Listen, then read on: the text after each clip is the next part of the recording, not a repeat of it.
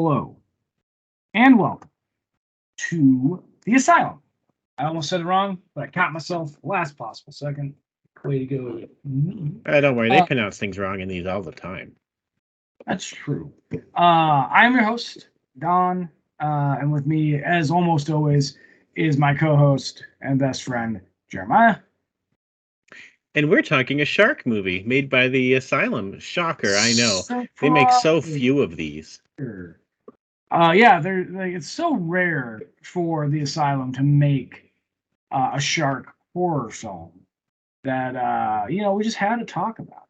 And this one, clearly doesn't, reference other ones that they've made. No, never. Never. They would never be self-referential. Come on. Now, at least I will say this. This movie is more watchable out front than a good chunk of Asylum movies because it is fairly simple. Especially ones that we've covered so far. And it is fairly simple, as in like low cast, so they can use their budget to actually film on a location. And they actually have a real shark in shots. Yeah, they didn't just use CGI and they didn't just use a mock-up of a shark. They actually had shots of a shark. But don't worry, no sharks were hurt in the making of this one. So Shark Season is the name of the movie. Real classic, I know. It came out in 2020, and I thought this movie was a mockbuster of The Shallows. It is not. It's of somehow same exact premise. It is not. Even though The Shallows is considered one of the better shark movies that's been made. Deep Blue Sea. Yes, but I'm saying The Shallows is usually in the discussion for really good shark movies. This movie stars. This movie stars Paige McGarvin, who apparently is a Power Ranger. Juliana DeStefano, who is not Alexandria Daddario, but looks a lot like her. Sure looks like it. And Michael Madsen, who needs to cough or do something to clear his throat. They clearly filmed his scenes in one day while he was recovering from a bender at his house. They just brought in like some props. Like, hey, look, this is the box art supplies. Just treat it like it's there. And he's like, got it. And then the whole movie, he's just like, And it stars Jack Pearson, who is known for one other thing, that being War of the Worlds Annihilation. Ooh, the one with a Baldwin. With the worst Baldwin, according to you. Yes, that's right, William. You heard us. Come at me, bro. I don't want to. To be fair, he's also in other little things. He's even in Attack. Oh no, sorry, he's on their Attack on Titan, not Attack on Titan. Their Attack on Titan, different. Which is a movie about space and has nothing to do with giant Akira. And I'm surprised they were not sued. But this movie is very simple. Very simple. 2 girls and guy are going out to do a photo shoot in kayaks. Instead of going to the island that she told her dad she was going to, they're going to a newly formed set of rocks that appeared after a storm. They get there. Shark eats one of them, and the tide is coming in. It's supposed to be one of the biggest tides ever, and they have to get out. Oh, also at the very beginning, there's a random girl being eaten. I don't think they ever reference again. And it's weird because, like, you think she's going to escape or something because she's nervous getting on the thing. It looked like she had a bite already on her back. Did you notice that? There's like a scar on her back. And she's nervous. She's going out there and she just dies. Yeah. And Michael Madsen is the main girl. His name's Sarah's dad, and he works for Civil Air Patrol. He's a hero, Civil Air Patrol, who they definitely point out the difference between Civil Air Patrol and the police and Air Force. Civil Air Patrol helps rescue people. Think of them as an extension of the Coast Guard with airplanes and helicopters. And all his scenes are him on a phone trying to talk to his daughter. Never actually leaves the house. Never actually changes. Well, he steps outside at the end. He does step outside. But he's also wearing a house robe and slippers the entire movie. Like, which honestly, if somebody would pay me to act in house robe and slippers, like, I'd take the money. I'm just saying. Like, and surprisingly, compared to most Asylum movies, there's a kill count of 3 in this movie. 3 people. And after Two-Headed Shark Attack, I thought there'd be like a kill count of like 35. Yeah, right. Yeah, the only tree. Yeah, that. Which also had a sinking island. They also had a sinking island. They both had a sinking island. This one's sinking island made way more sense than Two-Headed Shark Attack's sinking island. But yeah, they both did have a sinking island. And if your dad's known for working in Civil Air Patrol, you should probably tell him right away when you change where you're going to be. Well, he was a bit of a helicopter parent with the literal helicopter because Civil Air Patrol.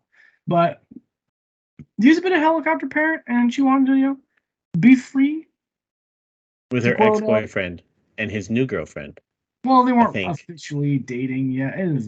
So like there was like this. They gave us like this like love triangle plot between the dude who is a professional photographer with a $150 camera, the makeup artist who doesn't do any makeup.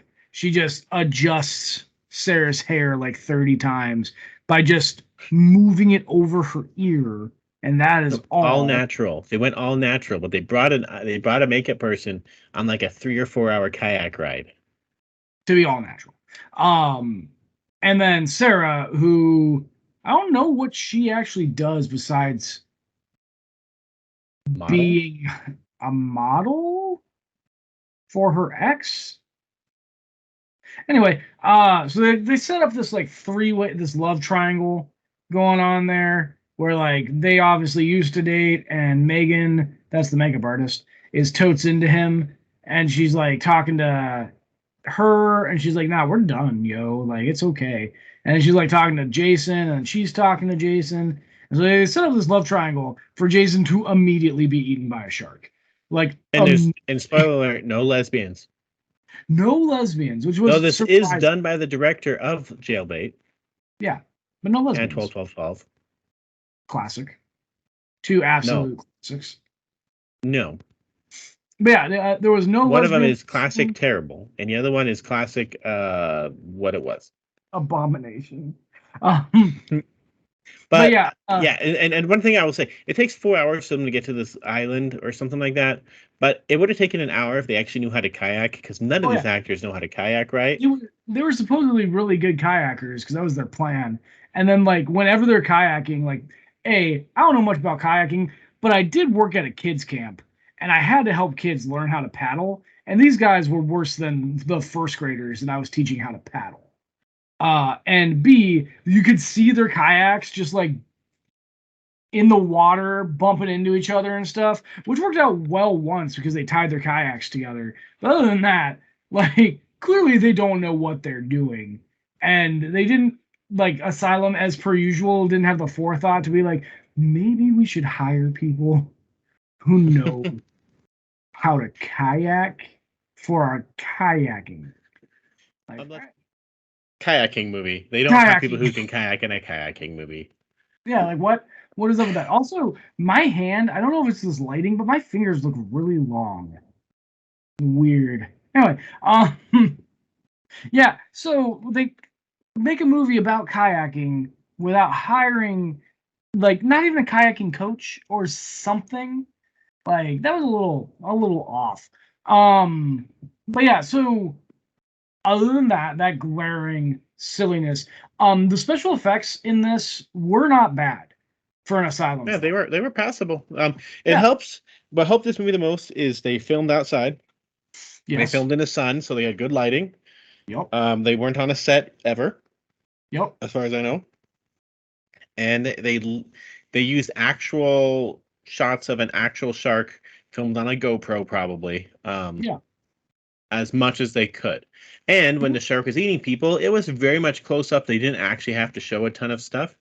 It was very close up with a lot of red and just limbs. There was a lot of limbs being ripped off in this one. Well, not a lot, but when sharks attacked, there was definitely limbs being ripped off.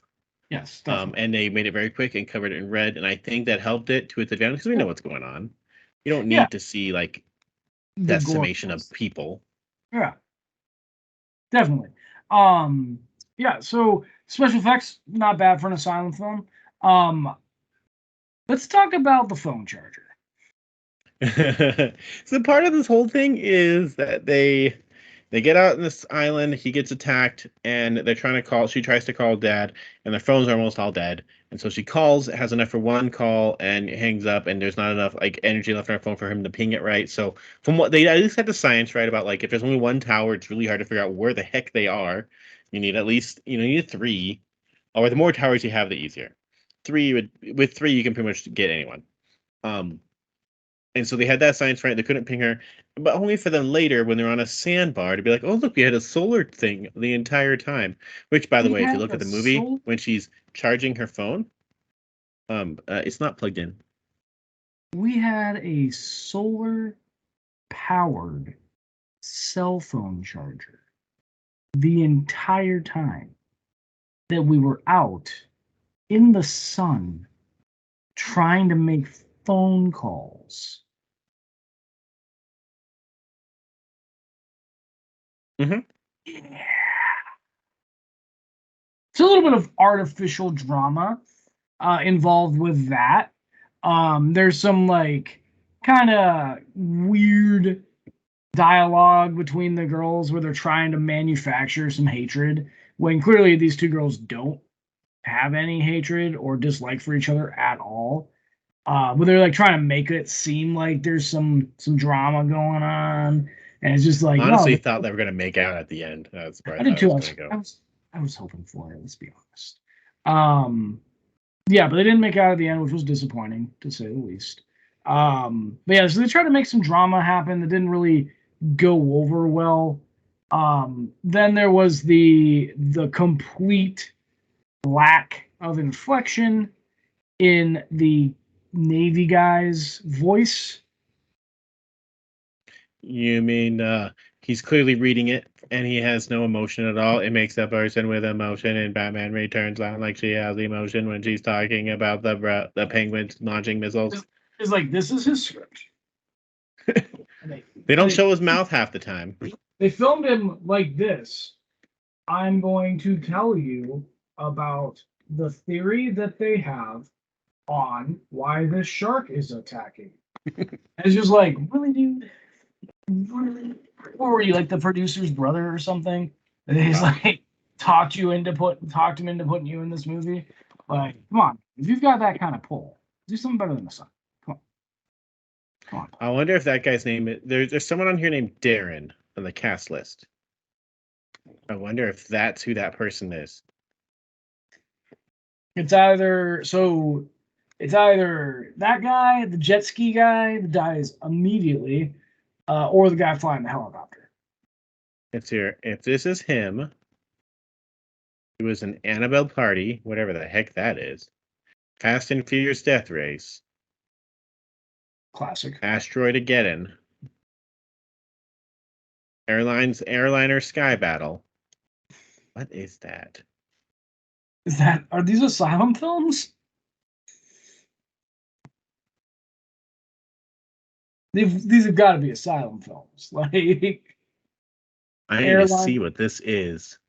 Airline. This is an Asylum film from 2020 about two 747s that battle in the sky. Yes. Yes. And it has Bai Ling again, who was in Age of Hobbits.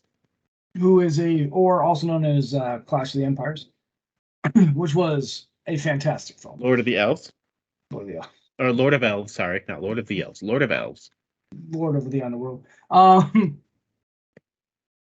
Yeah. So some of the acting was very phoned in. Michael Madsen definitely literally phoned in.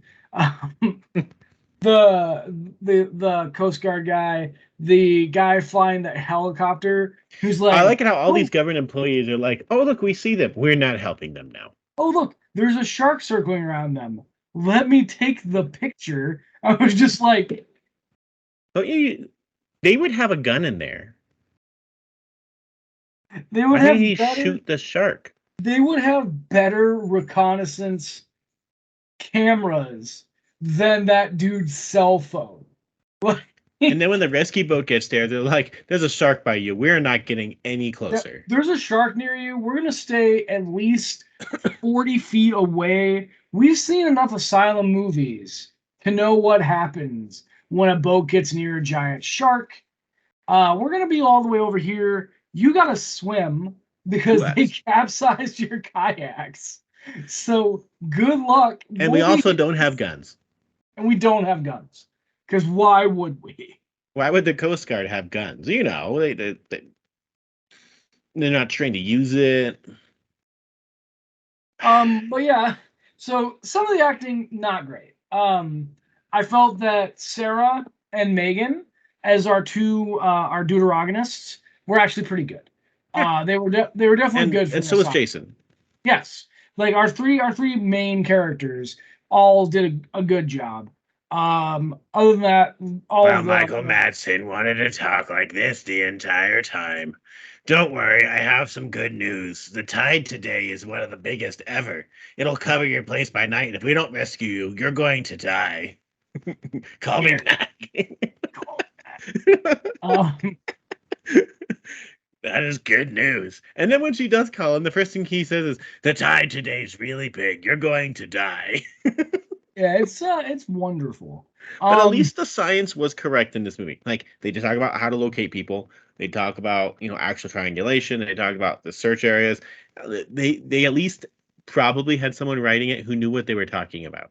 How the sandbars worked, how like that rock formation came out and then it was going to sink back in. Like, it all made sense. They actually did a fairly good job. Better than Two-Headed Shark Attack, for sure. For sure. Let's see. Was there any? Oh, the knife.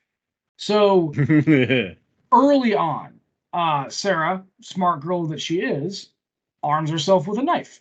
It's like the only weapon they've got. Yep. She arms up. She arms up. She takes it with her the whole time. Smart. That knife looked like it was made out of styrofoam. Like, it was very clearly a fake knife. Up until the point where a helicopter is flying overhead and they're trying to get its attention without yelling because they don't want to alert the shark to their location. So she then uses it as a mirror to reflect. She was sunlight. smart. She actually thought about something that would actually legit be used. And if you have a dad who's an air patrol person, you would legit know that. But at that point, this extremely dull knife that's made out of styrofoam is suddenly the shiniest thing I have ever seen in my entire life. Like, it was just like blazing. Shiny side, dull side. Evidently. And then she does use that knife to stab the shark with at one point before Jeremiah's favorite moment. Where she impales the shark in it. She stabs the shark through his eyeball with a paddle and just like murders the freaking shark. This is a giant shark, not like Jaws size, but a pretty giant shark that's eaten 3 people by then. And she stabs it repeatedly through the eye into the brain and just murders the thing. And then the rescue boat still doesn't get closer. She still has to. They still wait for her to get to them. And this is a rescue boat who they already talked about earlier in the film, how they were trying not to attract sharks. They had dumped a bunch of dead whales into a part of the ocean, and that's why the shark came. And so they moved the whales to try to get the shark to go, and the shark wouldn't go. And so they just leave this corpse right there to get the people out, which I understand makes sense, but like, you'd think they'd do something, get closer, mark it, take credit for killing the shark, or something. Nope. And then the movie just ends with them joking about, like, yeah, let's do photo shoots in, like, New Mexico next time. Because there's no water in New Mexico. Sorry, New Mexico. There's not much water in New Mexico. Not sorry, New Mexico. Sorry. But yeah, so was the movie good? No. Was it watchable? Yeah, definitely. If you're doing like a Shark Week movie marathon, after you've watched the entirety of Sharknado, because that's a requirement, this would be a good one to add to your movie marathon. I would say this is a better made movie than most of Sharknado, but Yeah. not as dumb fun as most of Sharknado is. Yeah. Like most of Sharknado was like, oh look, did that guy really show up? Is Fabio really the Pope? He is the Pope. You know, stuff like that. That's the fun of Sharknado. They know it's dumb, and they lean into that and like fall into it, and they lean so hard into it. This one is a better made movie than that, by far. But also, it's not as cheesy. You don't have anything like in like Gatoroid versus Mega Python where you have two chicks just wrestling in the middle of a place and like terrible CGI where the snakes are in the same spot the whole time. You don't have like so bad it's good moments. It's just a decently made shark movie that was made for TV. That's 90 minutes long. You can do worse. You can do better. But if it's on TV, it won't hurt you to watch it. It's not. It's perfectly fine. It's not, which is like, a good thing for Asylum. Puts it like top 25%. It's not like Sharkula, which will hurt you if you watch. All right, so yeah, perfectly watchable. So we're gonna pull open the picker wheel here. Hopefully, Jeremiah uploads this movie on time. We'll find out later. We'll find out later, I suppose, if Jeremiah's gonna post these videos on time this week. Anyway, you had to mention Sharkula. Such a good cover. Such a rancid movie. Sharkula's worse than pretty much anything we've watched on the Asylum. Worse. It is worse. Even than Pod People. What about 13? It's worse than Battle Star Wars. What about 13? It's worse. I might have to see it then, because that's a pretty hefty... you might die. Okay, let's spin this. Wheel of Asylum. Turn, turn, turn. Tell us the movie that we will burn. The movie for today is The Source? Of what? You got any data on this one, Jer? The Source. No. Doesn't even give us a year. Lord Google.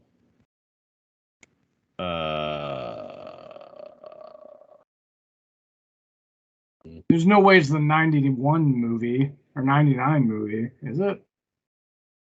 It could be. Let's see here. There's a couple of the sources that pop up. Oh, this one definitely looks like it's got to be it. Let me look it up on IMDb. Found one on Just. You're on IMDb because I found one on Just Watch that came out in 2002.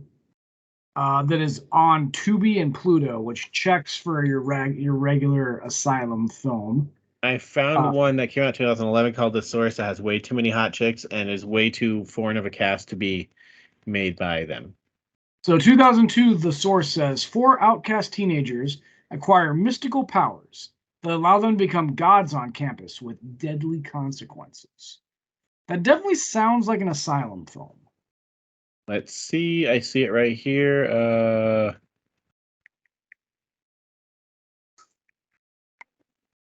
IMDb refuses to say the name of the company, but it looks like an Asylum movie.